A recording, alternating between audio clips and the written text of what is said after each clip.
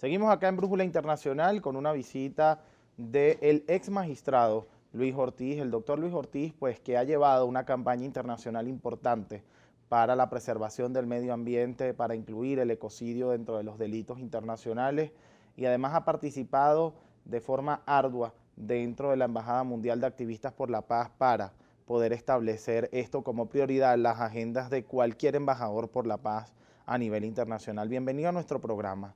¿De qué se trata esta campaña que ha iniciado usted como ex magistrado en Venezuela, pero además como abogado, como persona especializada en el tema y en compañía de varios venezolanos y de varios latinoamericanos para poder modificar un poco el derecho penal internacional? Bueno, primero que todo, muy buenas tardes, muchas gracias. Quiero dar en primer lugar las gracias al doctor Julio César Pineda y a su persona por la oportunidad de venir a disertar un poco de lo que es la parte penal internacional. Dentro del contexto de la entrevista de hoy, queremos hablar un poco de lo que es la Corte Penal Internacional, un poco lo que es el ecocidio que si bien es cierto desde 1955 a 1975 con la guerra de Vietnam ya se hablaba de ecocidio, no había existido un pedimento y una tipificación que se pudiera conocer o que se podía entender por el ecocidio. Para partir de este punto de vista, quiero decirle lo siguiente. Tenemos que ver desde 3 puntos y de 3 interrogantes. ¿De dónde, por qué y para qué? Cuando yo digo de dónde, por qué y para qué, es simple y llanamente por qué estamos nosotros ahora dentro de la Corte Penal Internacional y el Estatuto de Roma, que es el que lo rige. Pues simple y llanamente esto ha sido una labor ardua de las Naciones Unidas desde 1948. ¿Y de dónde surge y por qué surge? Pues simple y llanamente dentro de la Primera Guerra Mundial existen crímenes atroces y existe la preocupación de crear un tribunal penal internacional para poder sancionar estos delitos.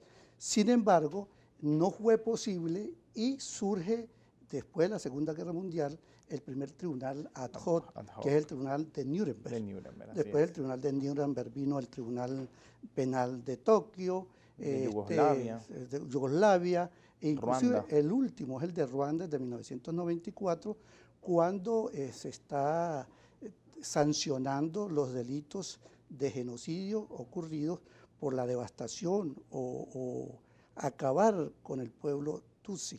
Claro. Por tal razón, entonces, se crea una resolución en 1948 y no es sino hasta 1998, 50 años después, cuando se presenta un primer papel de trabajo para realizar un tribunal permanente con capacidad de perseguir, sancionar y, por supuesto, condenar delitos de masa. ¿Qué son los delitos de masa? Un delito de deshumanidad, un delito de genocidio, un delito de crímenes de guerra y un delito de agresión. Quiero decirle algo. Imagínense que para 1998, dentro del primer papel de trabajo, ya existía también el ecocidio. Porque el ecocidio, como le dije anteriormente, ya se hablaba de ello. Pero claro, de hecho existían muchos más delitos, ¿no? Sí, Además del correcto. ecocidio existían muchos otros que fueron evaluados y no aprobados para el Estatuto de Roma. Correcto, sí. Y entonces por tal razón, en el 2000 se ratifica con la asistencia de 160 países en la ciudad de Roma, por eso es que se llama Estatuto de Roma, Claro. porque la reunión de aquellos parlamentarios o diplomáticos plenipotenciarios reúnen y sale a colación el Estatuto de Roma, que va a regir y a sostener lo que llamamos hoy en día nuestra Corte Penal Internacional. Venezuela fue uno de los primeros países en ratificar el Estatuto de Roma, pero además de eso, pues estar apegados al Estatuto de Roma, estar dentro de la Organización de Naciones Unidas, nos exige a nosotros como país estar apegado a la normativa de la Organización de Naciones Unidas, a la Carta de Naciones Unidas y además al Estatuto de Roma como estatuto para el delito penal, para el derecho penal internacional. Pero En los códigos penales, estoy hablando del caso venezolano porque es el más cercano, en los códigos penales también existen delitos establecidos, ¿ok?, dentro de cada uno de los países. En nuestro Código Penal existe un delito en contra del medio ambiente. O sea, sí está establecido el delito dentro al medio ambiente. ¿Existen sanciones en Venezuela en contra de esos delitos? Bueno, fíjate, Venezuela sí fue el primer país de Latinoamérica que ratificó y el número 11 a nivel mundial. Así es. Por tal razón, una vez que ratifican y suscriben 60 países, es que sale en vigencia el Estatuto de Roma y que tiene una vigencia a partir de julio del 2002, con estos 4 delitos. Voy a plantearle desde este punto de vista para luego entrar a hablar concretamente a la pregunta que usted me está haciendo, ¿no? Estos 4 delitos contenidos dentro del artículo 5 del Estatuto de Roma, decíamos anteriormente, como es el genocidio, crímenes de lesa humanidad, crímenes de guerra y el delito de agresión. Y fíjese que es posterior. Sí, fíjese que si bien es cierto, estaba ya establecido entre el Estatuto de Roma, no menos cierto es que la Corte Penal Internacional no tenía cabida, no tenía competencia para poder sancionar y perseguir ese delito. Posteriormente a diferentes reuniones, por cierto, asistió Venezuela, la última fue en junio del 2010 en la ciudad de Kampala, en Uganda, que por cierto, para ese entonces tuvo Venezuela representación en cabeza de, para aquel entonces, el magistrado Eladio Aponte Aponte, quien era el presidente de la Sala penal del Tribunal Supremo de Justicia. Se define ya lo que podemos nosotros entender por lo que es el delito de agresión. Sin embargo, dicen, usted no tendrá competencia sino a partir del 1 de enero del 2010.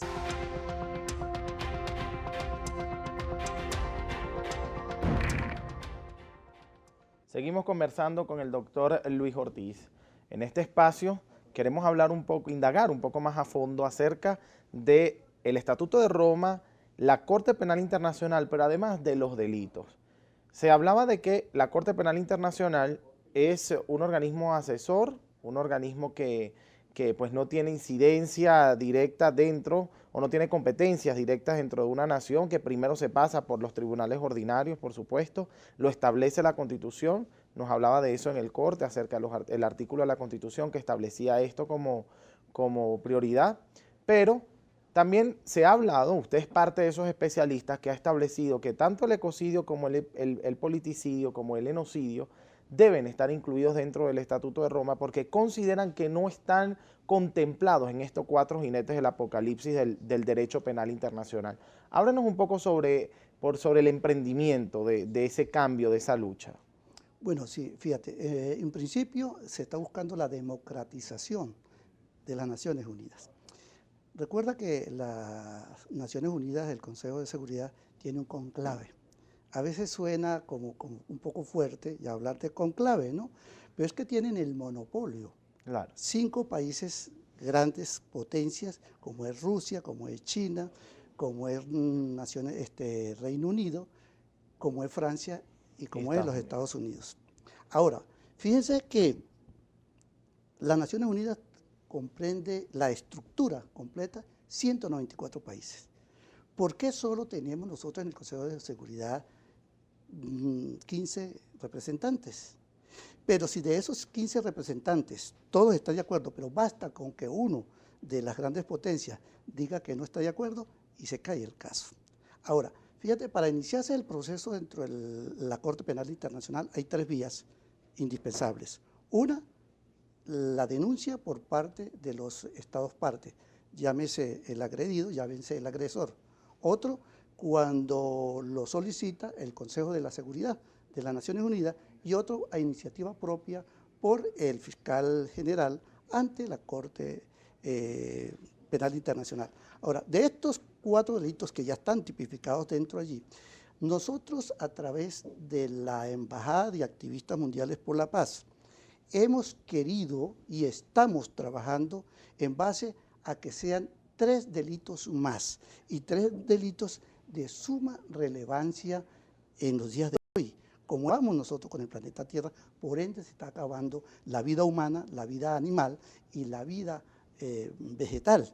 Entonces, queríamos insertar, y yo he propuesto en reiteradas oportunidades, como lo hice hace 15 años atrás, que se debería contemplar también como un delito de lesa humanidad el narcotráfico. Y Claro, para ese entonces me tildaron que hasta claro, que los estaba nuevos chiquito. delitos, ¿no? El Sí, narcotráfico, sí, la corrupción. correcto. Entonces, ¿qué pasa? El delito de ecocidio, lógicamente, que debe estar enmarcado, pero como un delito aparte, totalmente, como el quinto delito aún no tipificado dentro del Estatuto de Roma. También hablamos de lo que es el politicidio y hablamos lo que es el genocidio. Ya hay varios países que lo hablan. Politicidio, persecución política. Sí, acabar con los partidos políticos y la autodeterminación de los mismos partidos.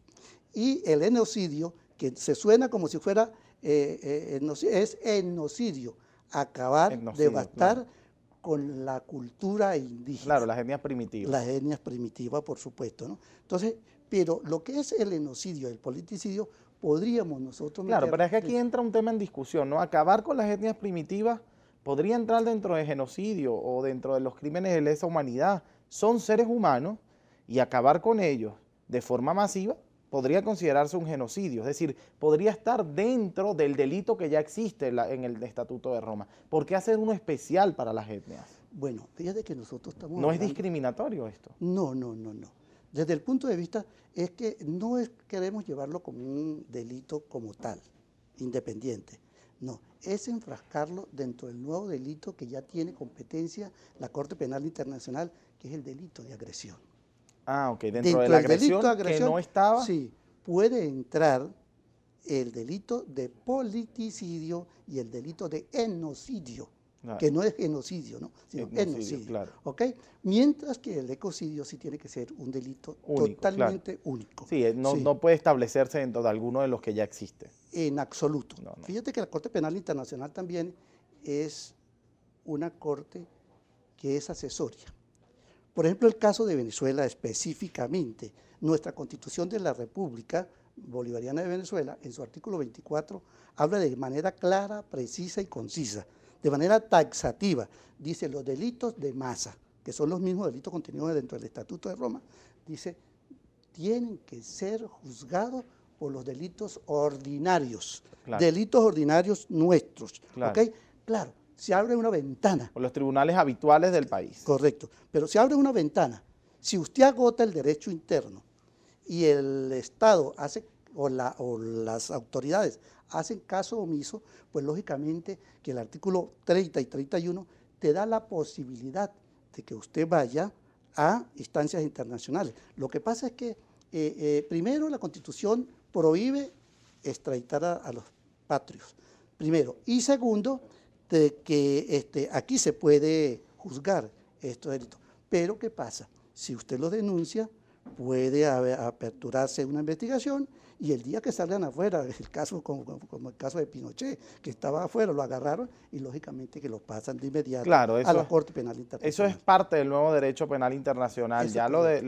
lo de Pinochet con Baltasar Garzón Sí, es otro tema que ya salía de lo común dentro del exacto. derecho penal internacional, que ya inclusive violaba de cierto modo los estatutos establecidos para que un abogado, para que un penalista juzgue dentro de su territorio de competencia a una persona. Fue juzgado en Londres y Baltasar Garzón, siendo español, se pide un permiso, se establece el permiso y pasa lo que tiene que pasar con Pinochet y Baltasar Garzón, pero después en España le pasan factura al juez Garzón y queda inhabilitado totalmente dentro de su territorio de competencia. O sea, es un tema interesante de evaluar, pero es un tema que no aplicaría dentro del derecho penal que existe, sino que habría que crear un nuevo derecho penal internacional o creer en este nuevo derecho penal internacional para considerar que todas las personas pueden ser juzgadas en todos los territorios porque los delitos son universales. Sí, fíjate. Dentro de la democratización de las Naciones Unidas, dentro de la propuesta que tenemos nosotros para el estatuto, la modificación del Estatuto de Roma, e inclusive hay que modificar la resolución de 1948 para poder Claro. hablar allí, estamos solicitando que se ponga como carácter obligatorio que todos aquellos estados, los 194 países que hacen vida dentro de las Naciones Unidas, se comprometan a perseguir todos estos delitos de masa. Cuando se comprometen, es lógico, si usted no cumple con sancionarlos dentro de su territorio, pues que se le dé la posibilidad de que sean sancionados a través de la Corte Penal Internacional. Claro. Usted tocó un tema que para mí es crucial, porque tengo opiniones encontradas con otros analistas acerca de estos 5 miembros permanentes del Consejo de Seguridad de la Organización de Naciones Unidas, lo que usted llama el cónclave de la Organización de Naciones Unidas. Sé que existe un proceso para que el Estatuto de Roma sea modificado y que tiene que pasar por allí también, ¿ven? Tiene que ser propuesto al menos por el Consejo de Seguridad de Naciones Unidas. ¿No considera usted que eliminando estas 5 potencias como miembros permanentes del Consejo de Seguridad que tienen derecho a veto, ¿ok?, sino que sean un participante más y que tengan los mismos derechos que todos los demás, le quitaríamos de sus manos un control que ya posee y que ha generado inclusive tranquilidad y bienestar en ciertos momentos de caos, en ciertos momentos de crisis, en donde son ellos los que tienen que dar la cara porque gran cantidad de países dependen de ellos como potencias mundiales? Muy buena su participación y observación, pero yo quiero aclararle algo, que es lo siguiente. Fíjate, nosotros no estamos pidiendo que estas 5 potencias queden a nivel o en igualdad de condiciones que los demás. No, sino que en aquellos delitos de masa ellos se aparten. Pero es que no es descabellada la idea, en virtud de que el embajador de Francia, él mismo manifestó en su oportunidad que él estaba de acuerdo para que aquellos delitos de masa que fueran a ser juzgados, ellos se apartaran, para que le diéramos pie nosotros a una verdadera justicia internacional. Muy bien, doctor Ortiz, muchísimas gracias por... En esta parte de Brújula Internacional, y como siempre le damos la cabida a los nuevos liderazgos, a las personas que han afrontado dentro de sus universidades. La controversia ha impulsado a los estudiantes a limitarse al concepto político de la presión de calle, del establecimiento de hacer política como se hace política a nivel de activismo, pero creen dentro de los centros de estudiantes en otra manera también de hacer política, que es la política académica, que es el formar al estudiante más allá del espacio habitual del salón de clases en actividades extraacadémicas y extracurriculares para la formación de los mismos. ¿De qué trata este Congreso de Derecho que año tras año se lleva a cabo en la Universidad Católica Andrés Bello? Sí, muchas gracias por la invitación. Primero que nada, yo quisiera pues referirme a los acontecimientos de hoy. Como presidente del Centro de Estudiantes de Derecho, quisiera condenar los hechos que hoy se están dando. Debo hacerlo como estudiante. Y también decirle al país que los estudiantes de Derecho, más allá de estar en la calle, también tenemos que formarnos. Y formarnos haciendo actividades académicas como el Congreso de Derecho o como las actividades, las competencias internacionales que habitualmente hacemos. Con cabida para todo, ¿no? Con cabida para todo, independientemente del... Cuando hablas de condenar cualquier tipo de escenario incorrecto en cualquiera de las posiciones políticas. Cualquier tipo de violencia que se dé en el país, nosotros la condenamos, es nuestro deber hacerlo.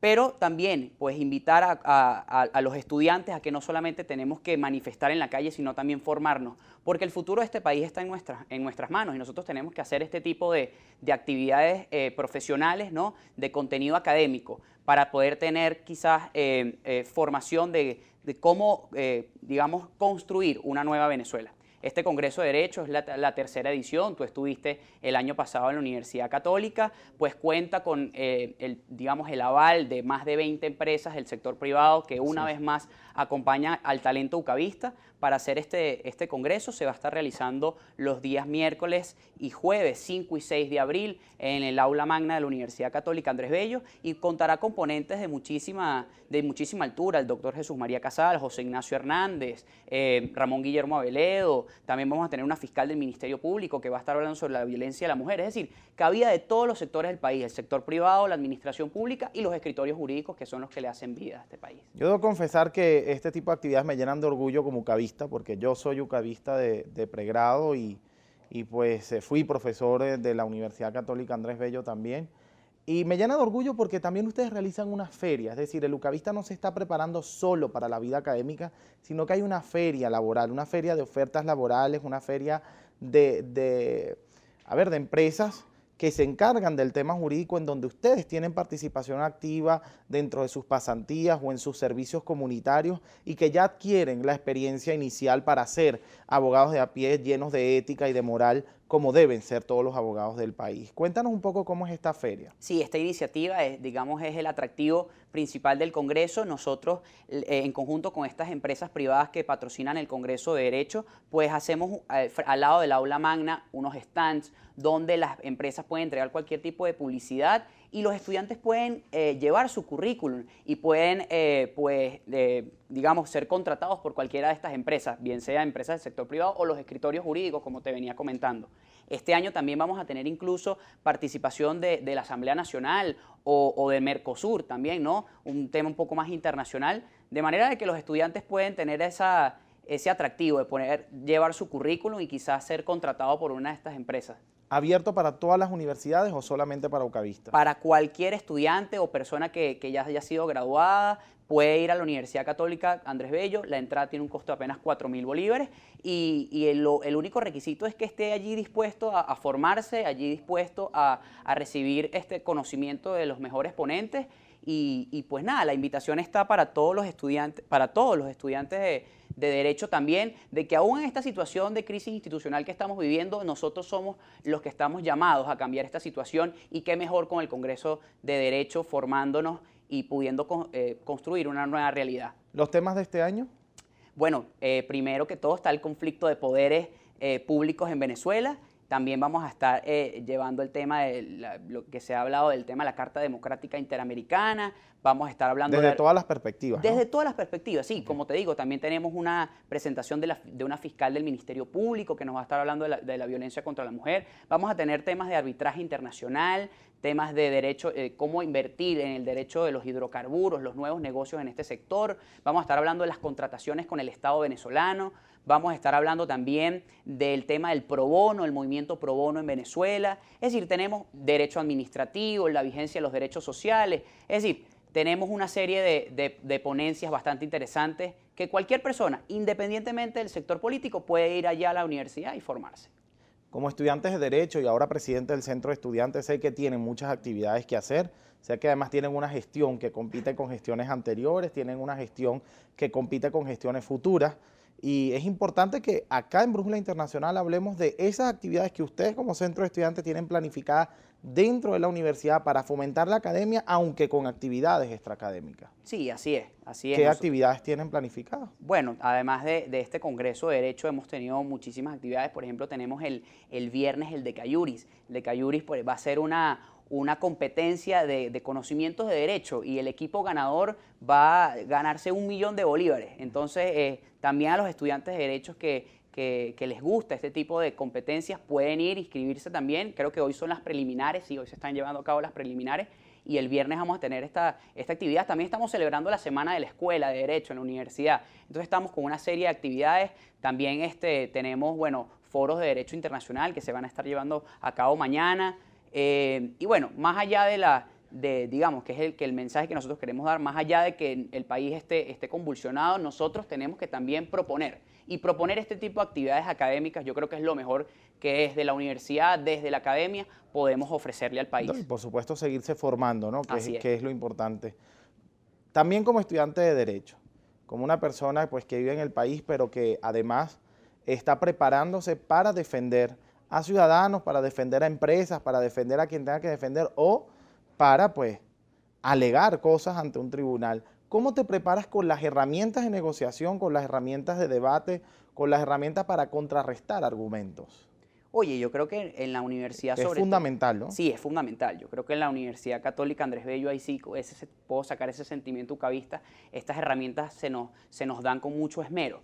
Y yo ahí sí que también quería hacer un punto, no solamente trabajar en un escritorio jurídico o trabajar como abogado defensor, O en un no, tribunal. también estar trabajar como abogado en la administración pública. Claro. Yo creo que por ejemplo, en mi caso, a mí me encantaría trabajar en la administración pública y sé que es el sueño de muchos de los estudiantes, no solamente de la UCAP, de la Universidad Central, de la Universidad Santa María, que pues también están interesados en permanecer en este sector. Y qué excelente que tengamos ponentes que incluso han estado trabajando en la Corte de lo Contencioso Administrativo o han estado trabajando en el Tribunal Supremo de Justicia, y escuchar esa experiencia y pues que nosotros podamos tener eso para en un futuro, ¿por qué no? Esta generación de líderes pueda estar en cualquiera de estos poderes. Hemos tenido venezolanos en la Corte Penal Internacional, inclusive trabajando como abogados, como defensores, como fiscales de la Corte, dentro de la Corte Internacional de Justicia, dentro de los organismos penales internacionales, pero además hemos tenido venezolanos, estudiantes como tú, de tu misma universidad, que nos han representado, que han triunfado en competencias en donde la negociación, el debate, la conciliación, el lograr solución a conflictos que día a día atacan a la humanidad, que día a día afrontan la humanidad, los venezolanos han sido los mejores en estas competencias y hoy en día son los jucavistas los mejores a nivel internacional. ¿Cómo te cae a ti esa noticia y qué opinión te merece como jucavista? ¿Cómo te sientes de orgulloso de tus compañeros? No, muy orgulloso, para mí es... de hecho, te antecede Nicola Yamine, que sí, es el claro, que logra la victoria con su equipo, claro, ¿no? Nicola fue jefe de delegación de Harvard, que fue quien pues alcanzaron la doble placa en Boston, ganándole a las mejores universidades de los Estados Unidos. Pero también puedo decir con mucho orgullo, porque soy miembro de la delegación latinoamericana, la MUNUCAP, que pudo ir a Colombia. El año pasado alcanzamos el premio, este año la Universidad Central lo hizo. Así y es. te puedo decir que, digamos, en la universidad hay 4 competencias internacionales en el tema de las Naciones Unidas, hay otras en Derecho, y con mucho orgullo te puedo decir que no solamente la Universidad Católica Andrés Bello, sino las universidades Claro. del país están siendo muy exitosas afuera.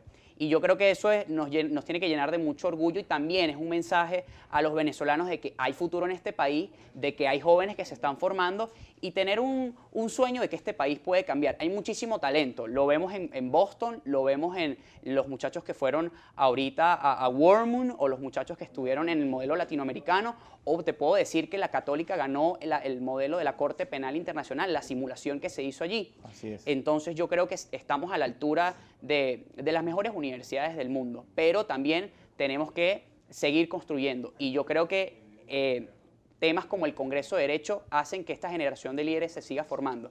Repite la fecha. 5 y 6 de abril en el aula magna de la Universidad Católica Andrés Bello por tan solo 4.000 bolívares. Bueno, ya lo saben, en la Universidad Católica Andrés Bello, el Congreso de Derecho el 5 y el 6 de abril, definitivamente la juventud venezolana promete. Si hemos logrado conciliar en temas ficticios en el exterior y hemos logrado posicionarnos los venezolanos como los mejores.